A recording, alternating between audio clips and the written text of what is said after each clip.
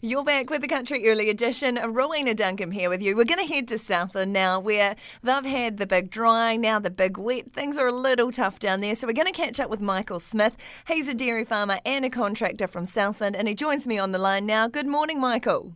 How you going? Good. I'm probably doing a little better than you are because I am in a nice, warm, dry studio in Dunedin. But you guys have been absolutely hammered down in Southland by the weather for probably the last 3 months. How did you find things, first of all, over the big dry? Yeah, it's been tough here on farm. We've got probably a 1,700 cover at the moment. Cows are on once a day, buying in lots of supplement to keep them going. But yeah, it's been really tough. And now, the rain's come. We've had about 70 mils of rain in the last 24 hours. So it's gone from one extreme to the other. So yeah, hopefully now we'll grow some grass. Yes, that's the thing. But it also needs to be followed up as well. Have you had any issues around flooding on your farm, or are you in a situation that it's either runoff or absorbed? No, we've got no issues here with flooding.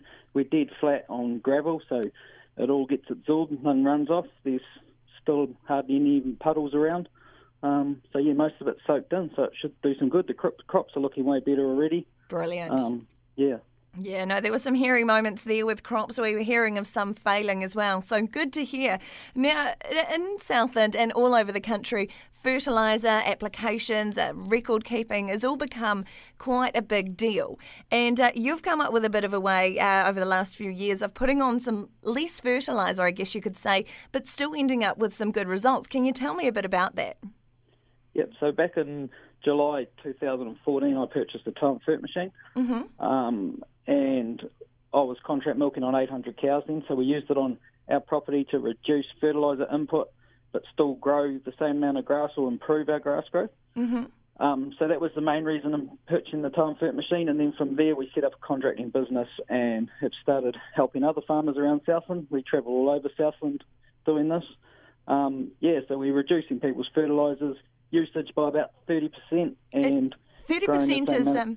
30% is not something to be sneezed at. That is a big reduction because fertiliser is not only expensive, but you've also got the trucking, you've got to store it as well. So if you're using less, and it's much better for the environment. Yes, it is. Yeah, definitely. So it's just about putting people's fertilisers on regularly, but with just smaller amounts, and then not getting the leaching and the losses.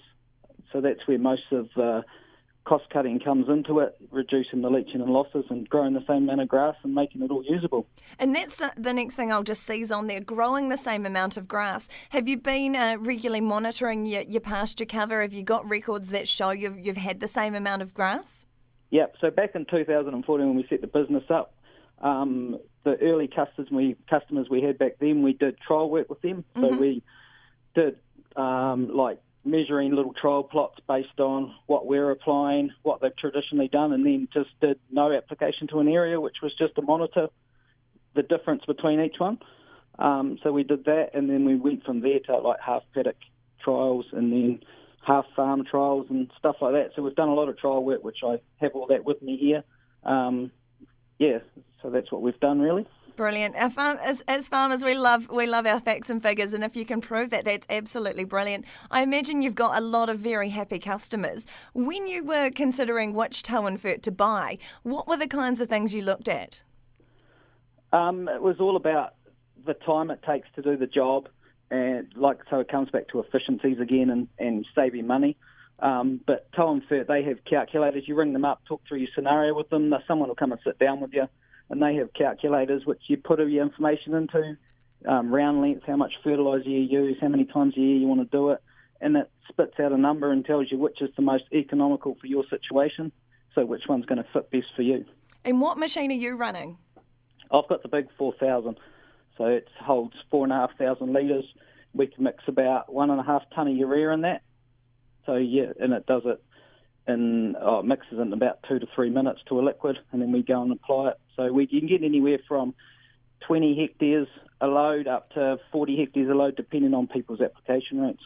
Awesome. Well, I'll let you get back to it, but just before you go, Michael Smith, what would your advice be to farmers who are considering maybe looking at effective ways like this of reducing their nitrogen input and still getting good grass growth or the same grass growth? What would you say to them if they were considering buying a tow and fert as well? Just do it. It does do what it says. I've seen your data. I'm happy for people to ring and talk to me. Tow and Fert do get quite a few people to ring and talk to me because I've got the data and the results to show it. And yeah, it's an easy way to do it. You've got to think outside the square because nitrogen capping and all that's going to be coming sooner or later. So you might as well start thinking about it now and getting on board and getting it done. Otherwise, you're going to be just left with everyone else when it comes. Brilliant. And we might as well let you get in a quick plug for your own business. How do they find you on Facebook, Michael? So it's just under Ultimate Spreading Solutions. Or, so if you just go on there, it has contact details and everything on there. But we do go all over Southland, do everywhere. Just look us up and give us a ring. Brilliant. Hey, Michael Smith, dairy farmer and contractor from Southland. Thanks so much for your time this morning on the Country Early Edition. Good luck with all that rain down there in Southland, and I hope the crops do continue to grow well.